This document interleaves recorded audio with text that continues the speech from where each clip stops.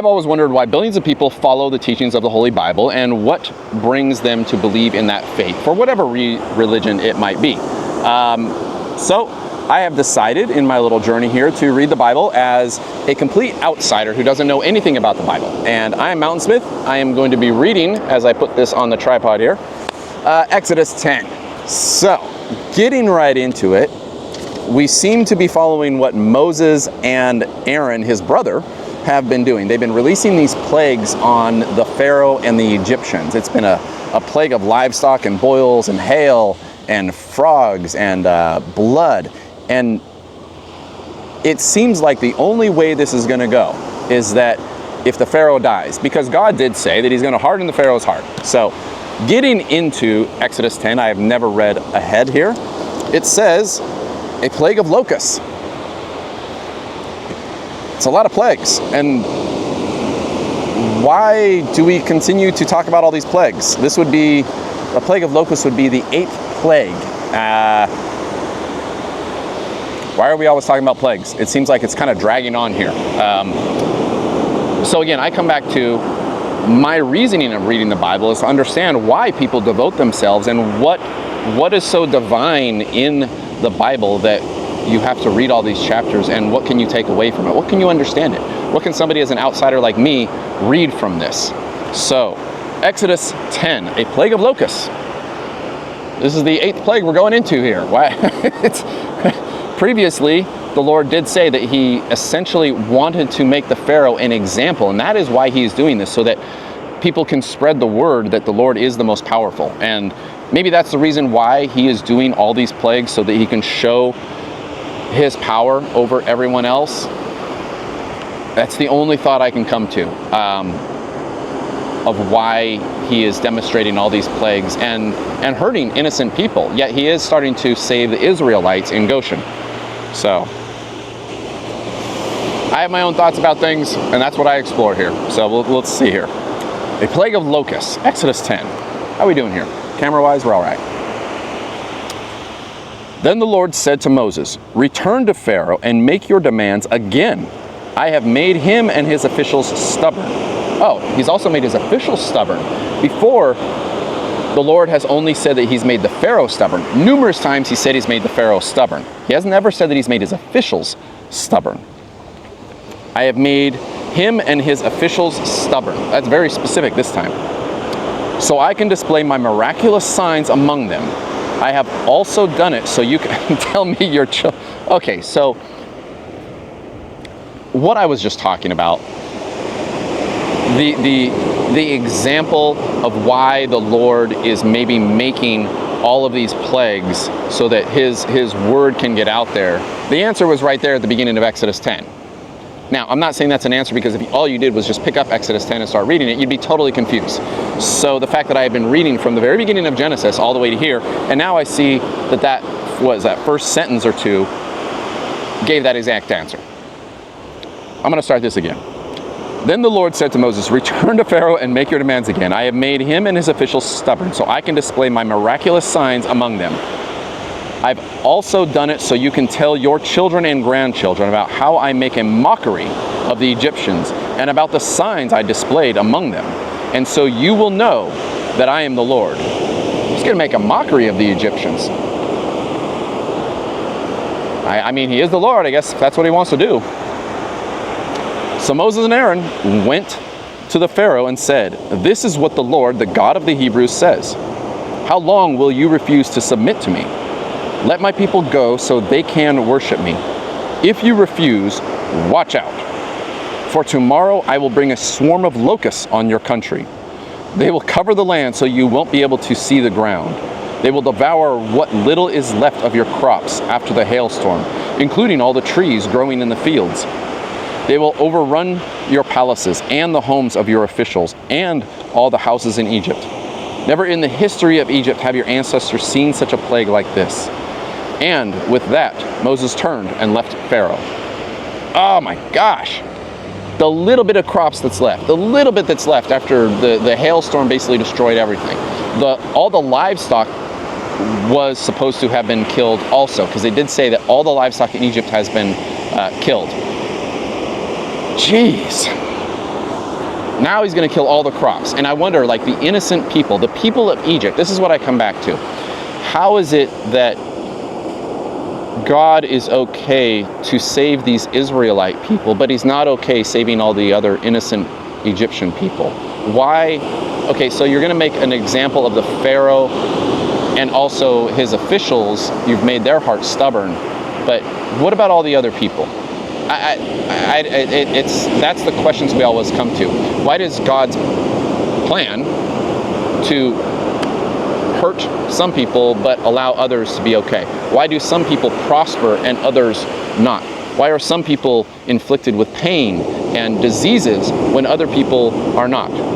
You know, why are some people allowed to do absolutely nothing to help society and to further society and to help other people? They just act as selfish as they possibly can, and yet they prosper and have a wonderful life.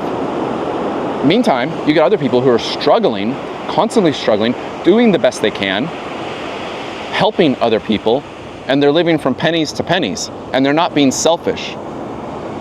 That's always what we come back to. So, you know, coming back to this, why are the Egyptian people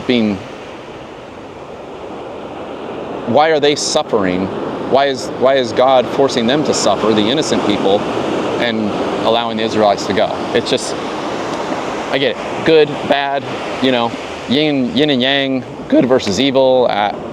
We don't know, but I have trouble liking the fact that, let's say, God in here would allow that to happen, because I have my own thoughts and I believe in free will. People have that opportunity to do what they can, but if it's some other divine power that's forcing this or allowing it, that does not seem justified to me. All right, moving on here. Pharaoh's officials now came to Pharaoh and appealed to him. How long will you let this man hold us hostage? Let the men go to worship the Lord, their God. Don't you realize that Egypt lies in ruins? Yeah, I wonder if the Pharaoh's actually been touring the land. I wonder if the Pharaoh has been looking around. Now his officials are questioning him as well. I wonder, could you imagine that as the Pharaoh? His heart is hardened by the Lord. Okay, but now even your officials are questioning you. So Moses and Aaron were brought back to Pharaoh. All right, he told them, go and worship the Lord your God. But who exactly will be going with you? Moses replied, we all will go, young and old, our sons and daughters, and our flocks and herds. We must all join together in celebrating a festival to the Lord.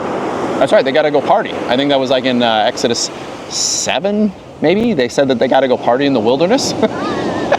He's telling the Pharaoh again, hey man, we're just going to go party. That's what we got to do, right? All right. Pharaoh retorted, the Lord will certainly need to be with you if I let you take your little ones. I can see through your evil plan. Never. Only the men may go and worship the Lord, since that is what you requested. And Pharaoh threw them out of the palace. Is that what Moses actually requested? Just the men? I thought Moses requested everybody, but maybe the Pharaoh has a different thought. Then the Lord said to Moses, raise your hand over the land of Egypt and bring on the locusts. Bring on the locusts. Let them cover the land and devour every plant that survived the hailstorm.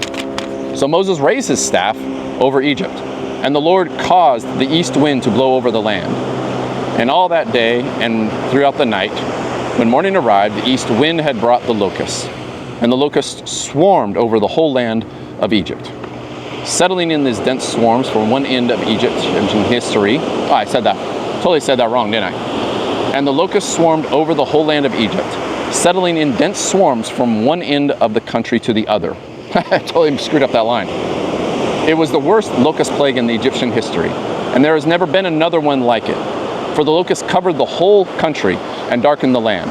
They devoured every plant in the fields and all the fruits of the trees that had survived the hailstorm.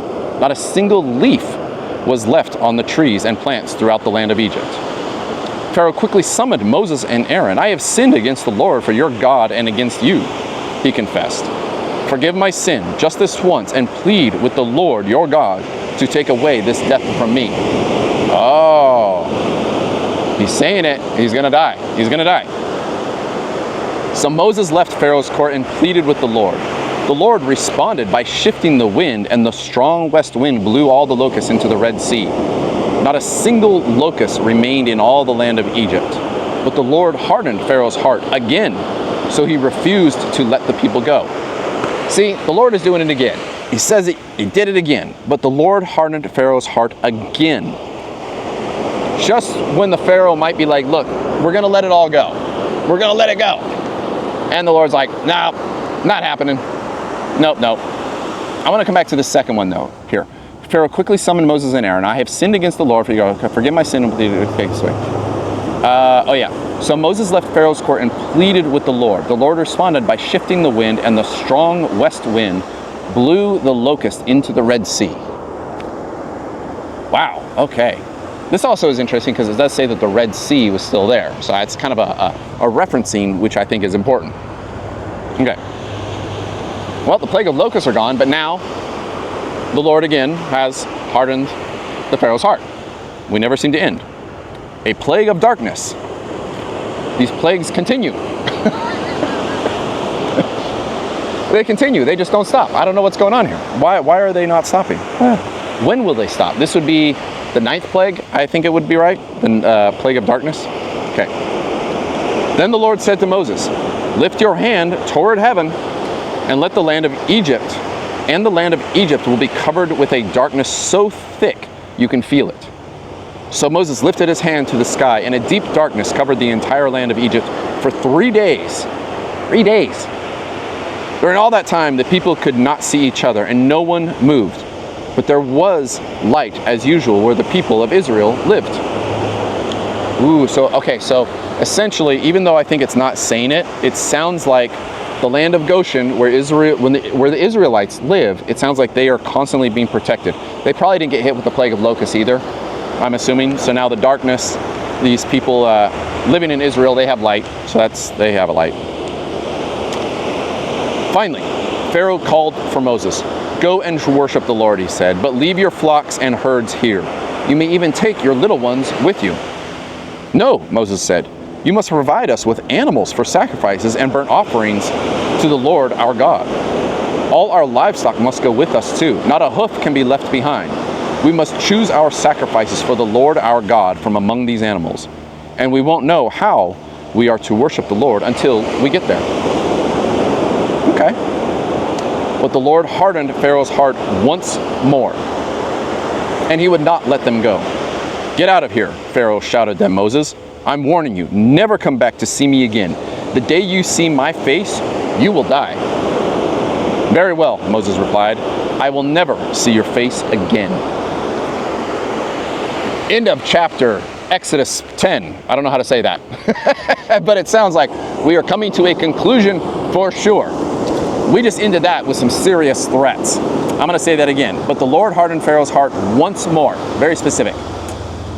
And he would not let them go. Get out of here, Pharaoh shouted at Moses. I'm warning you, never come back to see me again. The day you see my face, you will die.